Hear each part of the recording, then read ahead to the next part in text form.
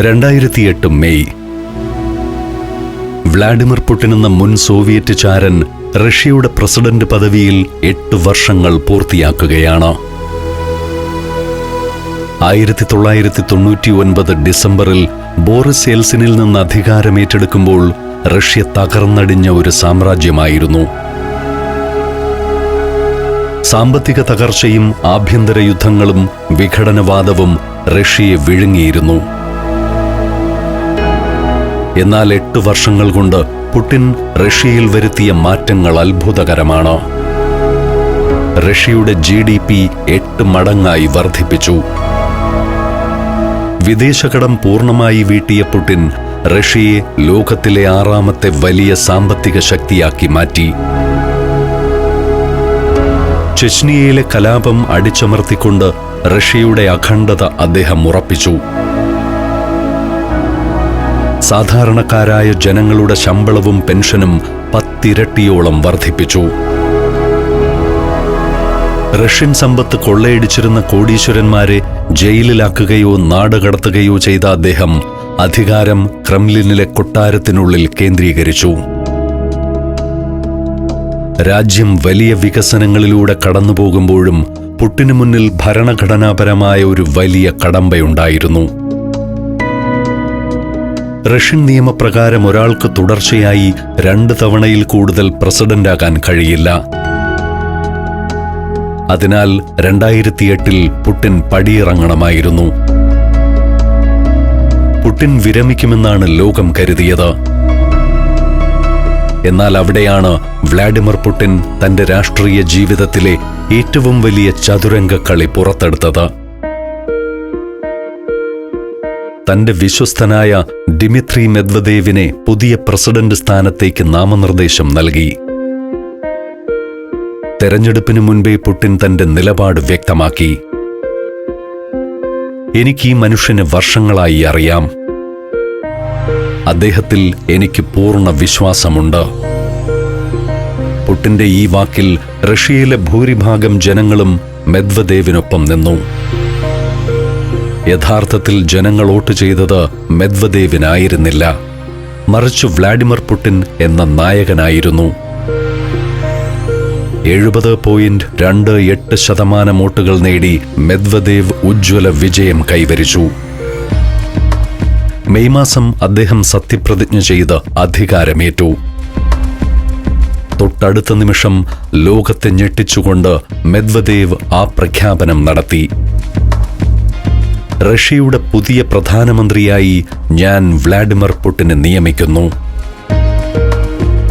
തെരഞ്ഞെടുപ്പ് വെറുമൊരു ഔദ്യോഗിക നടപടിക്രമം മാത്രമായിരുന്നെന്ന് ഇതോടെ ലോകത്തിന് മനസ്സിലായി. പ്രസിഡന്റ് പദവിയിൽ നിന്ന് പടിയിറങ്ങിയ പുടിൻ പ്രധാനമന്ത്രിയായി തിരിച്ചെത്തി. അധികാരം ക്രെംലിനിലെ പ്രസിഡന്റ് ഓഫീസിൽ നിന്ന് പ്രധാനമന്ത്രിയുടെ കാര്യാലയമായ മോസ്കോ വൈറ്റ് ഹൌസിലേക്ക് മാറ്റപ്പെട്ടു. നിയമങ്ങൾ ലംഘിക്കാതെ തന്നെ ഒരു ചാരന്റെ ബുദ്ധി വൈഭവത്തോടെ പുടിൻ അധികാരം തന്റെ കൈകളിൽ സുരക്ഷിതമാക്കി. എന്നാൽ പ്രധാനമന്ത്രി പദത്തിലിരുന്ന പുടിന് നേരിടേണ്ടി വന്നത് നിരവധി വെല്ലുവിളികളാണ്. ജോർജിയയുമായുള്ള 5 ദിവസത്തെ യുദ്ധത്തിലൂടെ റഷ്യയുടെ സൈനിക പ്രഹരശേഷിയും പാശ്ചാത്യ ഇടപെടലുകൾക്കെതിരെയുള്ള കർക്കശമായ നിലപാടും പുടിൻ ലോകത്തിന് കാണിച്ചു കൊടുത്തിരുന്നു. ഒപ്പം ആഗോള സാമ്പത്തിക മാന്ദ്യകാലത്ത് രാജ്യത്തെ മുന്നിൽ നിന്ന് നയിച്ച് താൻ ജനങ്ങളുടെ ഏകരക്ഷകൻ എന്ന പ്രതിച്ഛായ അദ്ദേഹം ഉറപ്പിച്ചു. ആഭ്യന്തര രാഷ്ട്രീയത്തിൽ മാത്രമായിരുന്നില്ല, ലോകരാജ്യങ്ങൾക്കിടയിലും പുടിൻ എന്ന പേര് അപ്പോഴേക്കും വലിയ രീതിയിൽ ചർച്ച ചെയ്യപ്പെട്ടു. ആയുധ ബലത്തെക്കാളുപരി ഇന്ധനമായിരുന്നു റഷ്യയുടെ യഥാർത്ഥ കരുത്തെന്ന് അദ്ദേഹം ലോകത്തിന് കാട്ടിക്കൊടുത്തു. ലോകത്തെ, പ്രത്യേകിച്ച് യൂറോപ്പിനെ വരുതിക്ക് നിർത്താൻ ശേഷിയുള്ള ഒരു നിശബ്ദ ആയുധമായി പുടിൻ അത് ഉപയോഗിച്ചു തുടങ്ങി. റഷ്യൻ ഭരണകൂടത്തിന്റെ നിയന്ത്രണത്തിലുള്ള ഗാസ്പ്രോം എന്ന വമ്പൻ കമ്പനിയിലൂടെ പുടിൻ യൂറോപ്പിലെ പ്രധാന ഇന്ധനദാതാവായി നിലകൊണ്ടു. പുതുവർഷം ആഘോഷിക്കാൻ ലോകമൊരുങ്ങുമ്പോൾ മോസ്കോയിലെ ഗാസ്പ്രോം ആസ്ഥാനത്ത് നിന്ന് ആ ഉത്തരവ് പുറപ്പെട്ടു. യുക്രൈനിലേക്കുള്ള ഗ്യാസ് വിതരണം നിർത്തലാക്കുക. വാതകത്തിന്റെ വിലയെ ചൊല്ലിയും കുടിശ്ശികയെ ചൊല്ലിയും യുക്രൈനുമായി നിലനിന്നിരുന്ന തർക്കമാണ് പുടിൻ ഇതിനായി ഉപയോഗിച്ചത്. എന്നാൽ ഇതൊരു കേവലമായ കച്ചവട തർക്കമായിരുന്നില്ല. യുക്രൈനിലൂടെ കടന്നുപോകുന്ന പൈപ്പ് ലൈനുകളിലൂടെയായിരുന്നു യൂറോപ്പിനാവശ്യമുള്ള ഗ്യാസിന്റെ 80% എത്തിയിരുന്നത്. യുക്രൈനിലേക്കുള്ള വാൽവ് അടച്ചതോടെ യൂറോപ്പിലേക്കുള്ള ഇന്ധനപ്രവാഹം നിലച്ചു. റഷ്യൻ വാതകത്തെ പൂർണ്ണമായും ആശ്രയിച്ചിരുന്ന 10-ലധികം യൂറോപ്യൻ രാജ്യങ്ങൾ നിമിഷങ്ങൾക്കുള്ളിൽ തണുത്ത് വിറങ്ങലിച്ചു. അതിശൈത്യം അതിന്റെ ഉച്ചസ്ഥായിയിൽ നിൽക്കുന്ന സമയമായിരുന്നു അത്. ബൾഗേറിയ, സ്ലോവാക്യ, ഹംഗറി തുടങ്ങിയ രാജ്യങ്ങളിൽ ഫാക്ടറികൾ അടച്ചുപൂട്ടി. പ്രകൃതിവാതകം നിലച്ചതോടെ ഒരു ഭൂഖണ്ഡം മുഴുവൻ ഇരുട്ടിലേക്കും കൊടും തണുപ്പിലേക്കും നീങ്ങി. ആധുനിക ചരിത്രത്തിൽ ഇന്ധനം എങ്ങനെയാണ് ഒരായുധമായി മാറുന്നതെന്ന് ലോകം തിരിച്ചറിഞ്ഞ നിമിഷമായിരുന്നു അത്. ജർമ്മനി, ഫ്രാൻസ് തുടങ്ങിയ രാജ്യങ്ങൾ തങ്ങളുടെ പക്കലുണ്ടായിരുന്ന ഗ്യാസ് സ്റ്റോറേജുകൾ തുറന്നു. ഇവയുപയോഗിച്ച് അയൽ രാജ്യങ്ങളായ ബൾഗേറിയയിലേക്കും സ്ലോവാക്യയിലേക്കും വാതകമെത്തിക്കാൻ അവർ ശ്രമിച്ചു. പല പവർ പ്ലാന്റുകളും വ്യവസായശാലകളും വാതകത്തിനു പകരം പെട്ടെന്ന് കൽക്കരിയിലേക്കും എണ്ണയിലേക്കും മാറി. പരിസ്ഥിതി പ്രശ്നങ്ങൾ വകവയ്ക്കാതെ ജനങ്ങളെ തണുപ്പിൽ നിന്ന് രക്ഷിക്കുക എന്നതിനായിരുന്നു മുൻഗണന. അങ്ങനെ 2 ആഴ്ചത്തെ കടുത്ത സമ്മർദ്ദത്തിന് ശേഷം 2009 ജനുവരി 19 മോസ്കോയിൽ വച്ച് പുതിയ കരാർ ഒപ്പിട്ടു. യുക്രൈൻ പ്രധാനമന്ത്രി യൂലിയ ടിമോഷെങ്കോയും പുടിനും തമ്മിലുണ്ടാക്കിയ ആ കരാർ പുടിൻ നേടിയ വമ്പൻ വിജയമായിരുന്നു. യുക്രൈന് നൽകിയിരുന്ന വാതകത്തിന് യൂറോപ്യൻ നിലവാരത്തിലുള്ള ഉയർന്ന വില ഈടാക്കാൻ ഇതിലൂടെ പുടിന് കഴിഞ്ഞു. ഇത് റഷ്യയുടെ ഖജനാവിലേക്ക് ശതകോടികൾ എത്തിച്ചു. യൂറോപ്പിലേക്കുള്ള ഇന്ധന വിതരണം തടസ്സപ്പെടുത്തിയത് യുക്രൈനാണെന്ന് വരുത്തി തീർക്കാൻ പുടിന്റെ പ്രചാരണ തന്ത്രങ്ങൾക്ക് സാധിച്ചു. ഇതോടെ വിശ്വസിക്കാൻ കൊള്ളാത്ത രാജ്യം എന്നൊരു പ്രതിച്ഛായ യൂറോപ്പിനിടയിൽ യുക്രൈന് ലഭിച്ചു. യുക്രൈൻ വഴിയുള്ള ഗ്യാസ് വിതരണം സുരക്ഷിതമല്ലെന്ന് യൂറോപ്പിനെ ബോധ്യപ്പെടുത്തിയതോടെ ബാൾട്ടിക് കടലിനടിയിലൂടെ യുക്രൈനെ ഒഴിവാക്കി നിർമ്മിക്കുന്ന നോർഡ് സ്ട്രീം പൈപ്പ് ലൈനിന് യൂറോപ്പ് പച്ചക്കൊടി കാട്ടി. സത്യത്തിൽ യുക്രൈനെ സാമ്പത്തികമായും തന്ത്രപരമായും വരിഞ്ഞുമുറുക്കാനുള്ള പുടിന്റെ വലിയ നീക്കമായിരുന്നു ഇത്. യൂറോപ്പിനെ റഷ്യൻ വാതകത്തിന്മേൽ എന്നേക്കുമായി തളച്ചിടാനുള്ള പുടിന്റെ ഏറ്റവും വലിയ തന്ത്രമായിരുന്നു Nord Stream 1. Djibouti, Fiji, Lebanon, Ethiopia, Armenia. സഞ്ചാരം വോളിയം നമ്പർ 17. ഫുൾ HD-യിലുള്ള ഈ അപൂർവ ദൃശ്യയാത്രാ വിവരണ ശേഖരം സ്വന്തമാക്കാൻ സഞ്ചാരം എന്ന് SMS ചെയ്യൂ. ഫോൺ 9995 444 222. കേവലം ഭരണതന്ത്രങ്ങൾ മെനയുന്ന ഒരു രാഷ്ട്രീയക്കാരൻ മാത്രമായിരുന്നില്ല വ്ളാഡിമിർ പുടിൻ. റഷ്യൻ ജനതയ്ക്ക് അദ്ദേഹം പ്രതിസന്ധികളിൽ ഒപ്പം നിൽക്കുന്ന നായകനായിരുന്നു. ഭരണതലപ്പത്തിരിക്കുമ്പോഴും ജനങ്ങളുമായുള്ള ഹൃദയബന്ധം നിലനിർത്താൻ പുടിൻ എന്നും ശ്രദ്ധിച്ചിരുന്നു. റഷ്യയിലെ ഉൾനാടൻ ഗ്രാമങ്ങളിലെ സാധാരണക്കാർക്ക് പുടിൻ വെറുമൊരു ഭരണാധികാരി എന്നതിലുപരി അമാനുഷികനായ ഒരു നായകൻ കൂടിയാണ്. ബോറിസ് യെൽസിന്റെ കാലത്തെ കടുത്ത ദാരിദ്ര്യത്തിൽ നിന്ന് റഷ്യയെ രക്ഷിച്ചത് പുടിനാണെന്ന് വിശ്വസിക്കുന്ന ഗ്രാമീണർ അദ്ദേഹത്തെ തങ്ങളുടെ കുടുംബത്തിലെ കാരണവരെ പോലെയും സംരക്ഷകനായ ദൈവത്തെപ്പോലെയുമാണ് കാണുന്നത്. 2010 റഷ്യയിൽ വലിയൊരു കാട്ടുതീ പടർന്നു പിടിച്ചു. റിയാസാൻ പ്രവിശ്യയിലെ കാടുകൾ കത്തിയെരിഞ്ഞു. ആകാശത്തെ കറുത്ത പുകച്ചുരുളുകൾ വിഴുങ്ങി. അഗ്നിശമന സേനയും സൈന്യവും കിണഞ്ഞു പരിശ്രമിച്ചിട്ടും അഗ്നിബാധ നിയന്ത്രിക്കാനായില്ല. കത്തിയമരുന്ന മരങ്ങൾക്കിടയിൽ നിന്ന് ജീവൻ രക്ഷിക്കാനായി വന്യമൃഗങ്ങൾ ചിതറിയോടി. റഷ്യയ്ക്ക് ശ്വാസം മുട്ടി. 10,000-കണക്കിന് ഹെക്ടർ വനഭൂമി ചാരമായി മാറി. സൈന്യവും അഗ്നിശമന സേനയും പരാജയം സമ്മതിച്ച് പിൻവാങ്ങാൻ തുടങ്ങിയ നിമിഷം ആകാശത്തു നിന്ന് യുദ്ധവിമാനങ്ങളുടേതിന് സമാനമായ ഇരമ്പൽ കേട്ടു തുടങ്ങി. കറുത്തിരുണ്ട പുകപടലങ്ങളെ വകഞ്ഞുമാറ്റി ആ വമ്പൻ വിമാനം പ്രത്യക്ഷപ്പെട്ടു.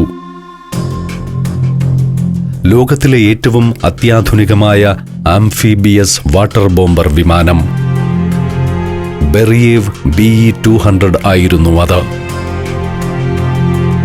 കരയിലും വെള്ളത്തിലും ഒരുപോലെ പ്രവർത്തിക്കാൻ കഴിയുന്ന ആ ഭീമാകാരമായ വിമാനം ഓഖ നദിയിൽ നിന്ന് 12 ടൺ വെള്ളം വലിച്ചെടുത്ത് കത്തിയെരിയുന്ന കാടിനു മുകളിലേക്ക് കുതിച്ചു. റഷ്യൻ TV ചാനലുകൾ തത്സമയം ആ ദൃശ്യങ്ങൾ സംപ്രേഷണം ചെയ്തുകൊണ്ടിരുന്നു. എന്നാൽ വിമാനത്തിന്റെ കോക്പിറ്റിലെ ക്യാമറ ദൃശ്യങ്ങൾ കണ്ട് ലോകമമ്പരന്നു. ആ വിമാനം നിയന്ത്രിക്കുന്നത് സാക്ഷാൽ വ്ളാഡിമർ പുടിൻ.